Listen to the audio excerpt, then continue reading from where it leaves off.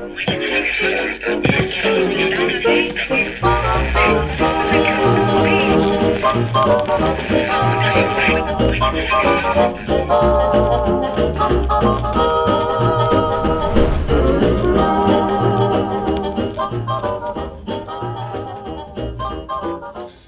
situação aqui não é nada boa, a ferrugem se instalou aqui no metal e agora a gente sabe a provável causa.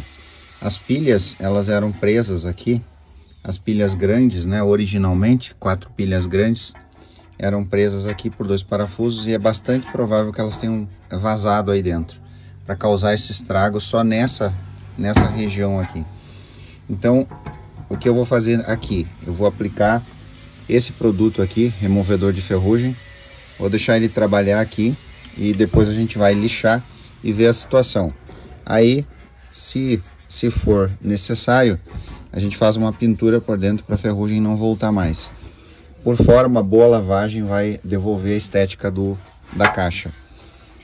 O equipamento está aqui e o que eu vou fazer agora? Eu vou aplicar o limpa alumínio, que eu já mostrei em outros vídeos, nas chaves e elas vão ficar absolutamente brilhando, como elas saíram da fábrica. Esse é um passo importante para esse projeto. Essas chaves não podem ter mau contato, do contrário, a medida das válvulas, o teste das válvulas não vai ficar ok. Eu também vou aplicar o limpa alumínio nos soquetes, porque ele vai deixar eles absolutamente limpos. Depois de aplicar o limpa alumínio, eu vou lavar tudo com álcool isopropílico, menos essa frente, porque ele tira a serigrafia, então a gente tem que ter um cuidado. Aplica o álcool nessa posição que ele vai escorrer, e o objetivo do álcool é arrastar o limpa alumínio que sobrar aí para ir embora e deixar tudo mais limpo nos contatos. Bom, vamos lá, volto em seguida.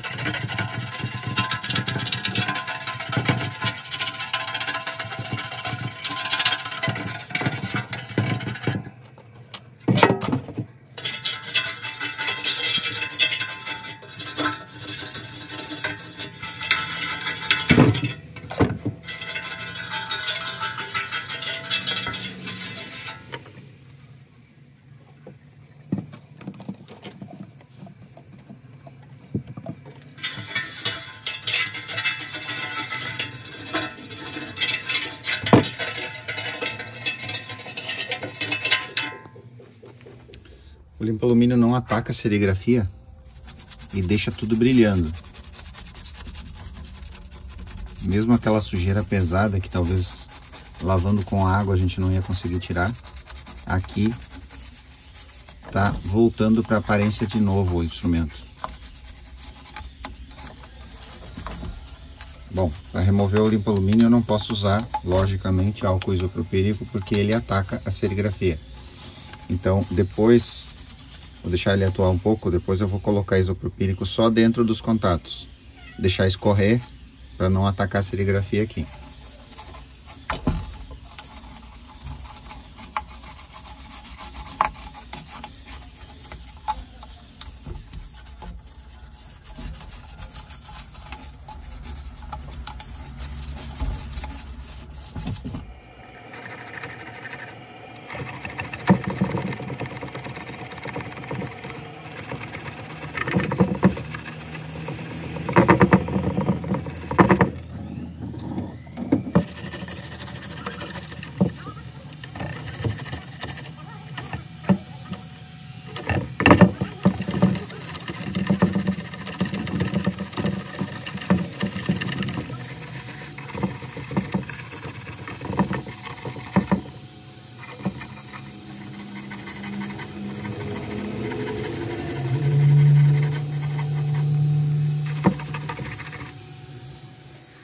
A frente do instrumento está muito encardida como resultado de anos e anos e anos de sujeira acumulada. Então, o que eu estou fazendo agora? Eu estou fazendo um teste, estou aplicando esse produto que a gente já usou em outros metais, que é um polidor de metais fantástico.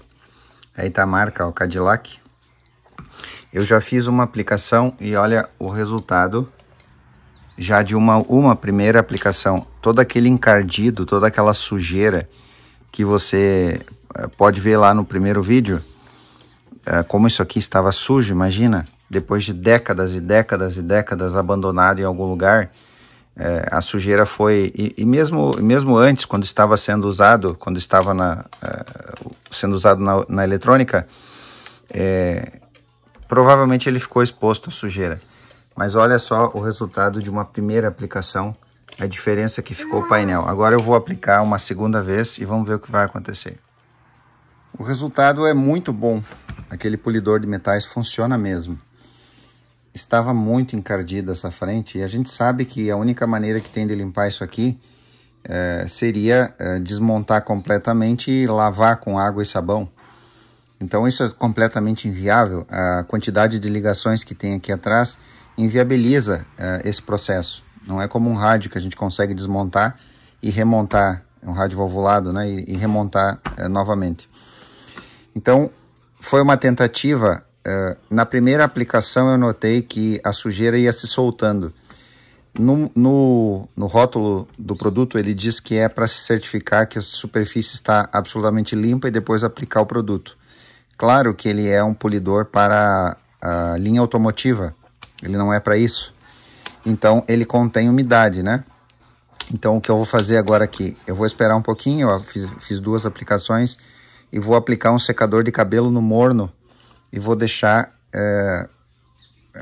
por algum tempo aqui até que essa superfície metálica esquente bem e aí ela vai eliminar essa provável umidade que existe aqui, porque isso aqui é um polidor e o polidor tem umectante, é lógico, né? Se bem que a umidade não pegou nas partes de contato, né? Eu trabalhei só no painel. Mas enfim, esse é o resultado que eu esperava, é a gente ter um instrumento revitalizado ou restaurado esteticamente, né? Quando a gente está trabalhando em algum equipamento, seja ele qual for, eu sempre fico pensando como é que esse equipamento era quando era novo.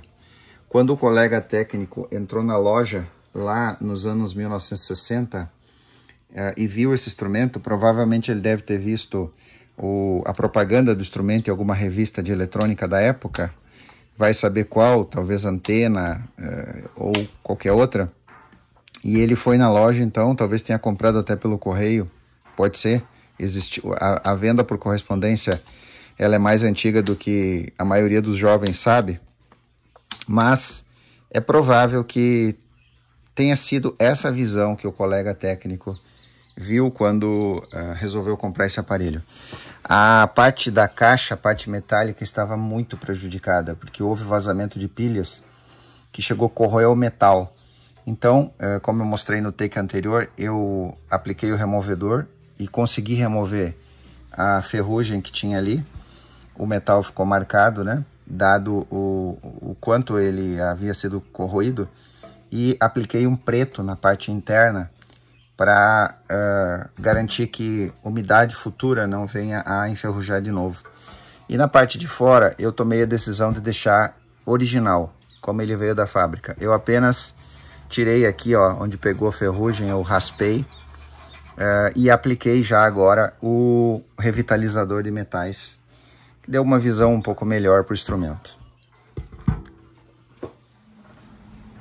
A eletrônica já está restaurada, aqueles resistores originais RB, resistências brasileiras, os de valores mais altos estavam todos alterados. Valores acima de 3K a gente já teve que trocar.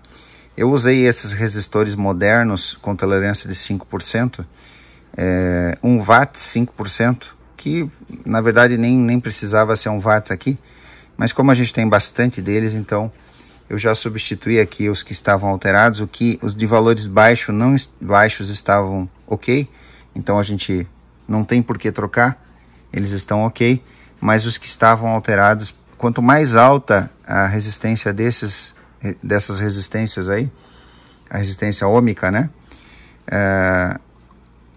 mais estavam alterados. O transformador foi enrolado, você lembra do vídeo anterior que ele estava completamente destruído, completamente enferrujado, estava perdido o transformador.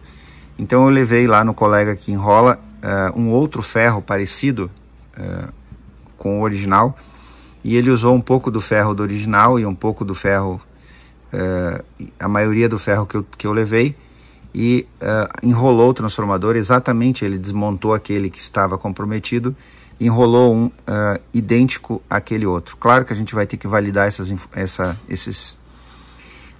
tensões, até porque o esquema do instrumento, ele traz aqui as tensões no secundário do trafo.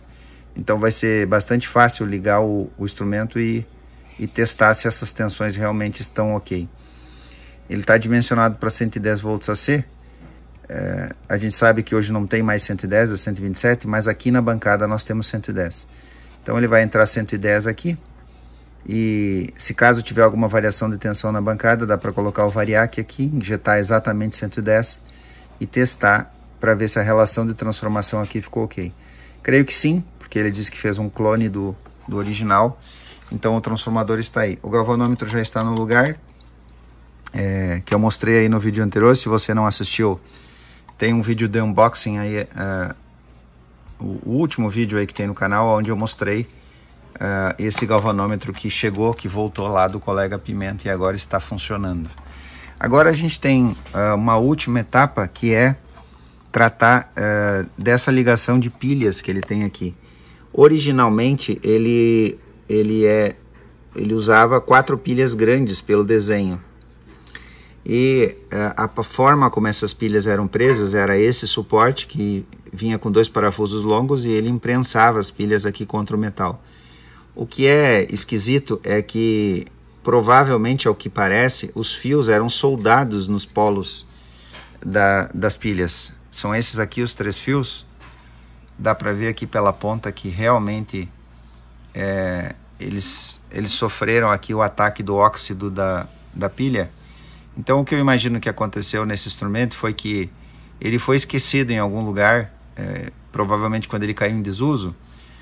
Vale lembrar que a partir dos anos 1970 as válvulas foram abandonadas e, na verdade, as válvulas foram até escrachadas, porque o transistor chegou e o transistor substituiu com toda a força as válvulas nessa época.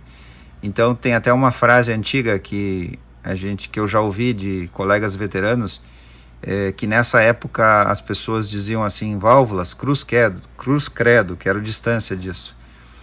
Então olhe como é interessante, né? A história, ela trouxe de volta o amor pelas válvulas, e a gente se dedica tanto aí para resgatar, não só por uma questão de preciosismo ou nostalgia, mas porque na realidade, até hoje, pelo menos até onde se sabe, o som das válvulas, principalmente para amplificadores de instrumentos musicais, guitarras e contrabaixos, por exemplo, ele é insuperável. Não há ainda uma tecnologia de semicondutor que nos dê o som aveludado que a válvula tem, o som gostoso, o som que o nosso ouvido se vê como familiar, porque a gente sabe que o nosso ouvido é analógico. Ele usa uma escala analógica para ouvir, como eu já falei em outros vídeos. Então, logo esse aparelho volta, esse instrumento volta para a vida. Uma última coisa, então, eu vou, ao invés de colocar pilhas grandes e soldar nos terminais, nos polos das pilhas, esses fios, olha, veja bem, teria que soldar em todas as pilhas, teria que fazer solda nos polos delas, de uma para outra, para fazer os jumpers e os 3 fios que vêm para o circuito. O circuito é alimentado por 6 volts em uma parte dele, que é aqui.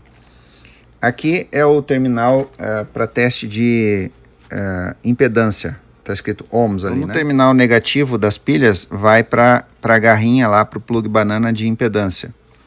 O terminal positivo vai para o plug banana de voltagem, volts miliampere é o que está escrito aqui, volts miliampere. Então a gente supõe que ele teste tensão e corrente ao mesmo tempo, talvez em miliamperes, mas já a gente vai ver isso. E ele tem aqui uma derivação na última pilha, ele tem uma derivação que vai setar lá para o galvanômetro. É um multímetro analógico muito simples, né? Muito simples, é isso que isso aqui é. E a gente pode pensar em 2024, mas por que que alguém compraria uma oficina eletrônica portátil, que é o nome disso aqui, onde tem um instrumento aqui que é tão limitado? Na verdade, ele é pobre em proteção aqui. E é muito provável que o que fez queimar esse galvanômetro foi um erro de escala. Alguém provavelmente colocou tensão alta nessas entradas aqui e fez queimar a bobina do galvanômetro, porque a proteção é muito fraca mesmo. E a gente poderia pensar, mas por que que alguém colocaria dinheiro num negócio desse? É muito simples de você chegar a essa conclusão. Nós estamos nos anos 1960 e o contexto é: os técnicos vão fazer trabalhos na casa das pessoas. Se você vai fazer trabalho na casa das pessoas, quanto menos coisas você tiver que levar na maleta, melhor. Então, se você tiver um instrumento como esse, que é uma maleta, e nele você tiver um testador de válvulas, que vai testar as principais válvulas que eram usadas, principalmente em televisão, que é o motivo que as pessoas iam na casa das pessoas, mas não só a televisão.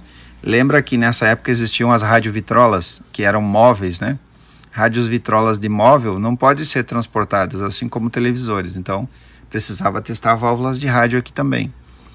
E aí você tem aqui uma espécie de mini multímetro, né? Olha só, ele tem uma escala de 0 ao infinito para medir impedância. Ele tem uma escala de tensão AC, provavelmente de 0 a... Tem que olhar no manual, a gente olha depois. Ele tem uma escala de tensão corrente contínua, e aqui está ela, sim, agora está aqui. A AC é de 0 a 500 volts e DC é de 0 a 100 volts. E aí ele tem uma escala aqui, MA, né, ou má, ou ruim, né, pode ser má, que se o teste da válvula ficar nessa região, a válvula está danificada, está com problema e tem que ser trocada. A interrogação significa que há uma dúvida, a válvula ainda pode funcionar, mas não há garantia de que ela esteja boa. E boa quando ela fica nessa região. E aqui embaixo nós temos a escala do fator beta para transistores. Ele tem uma escala aqui de ganho, né? Ganho vezes 1, ganho vezes 4. E aqui, corte. Bom, é isso. Eu vou, então, o que eu vou fazer? Eu não vou colocar pilhas aí e soldar os terminais. Isso é meio grotesco.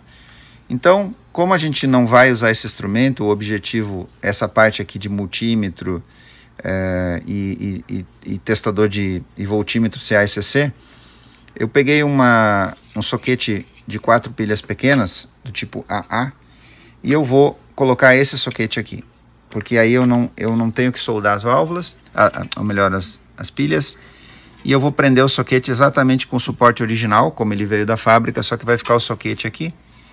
E aí, vou fazer todos os testes, compartilhar com vocês, e depois eu tiro as pilhas e guardo o instrumento, seguro de que não vai haver mais o vazamento que vitimou esse instrumento em algum momento da vida dele. Continuamos então. Já está tudo pronto para fechar. Aqui está o soquete de pilhas já, com 4 pilhas AA. Eu vou colocar lá, colocando aquele suporte para manter ele no lugar. A energia já está ligada aqui, 110 volts AC. Eu vou fechar o instrumento e vamos para os testes.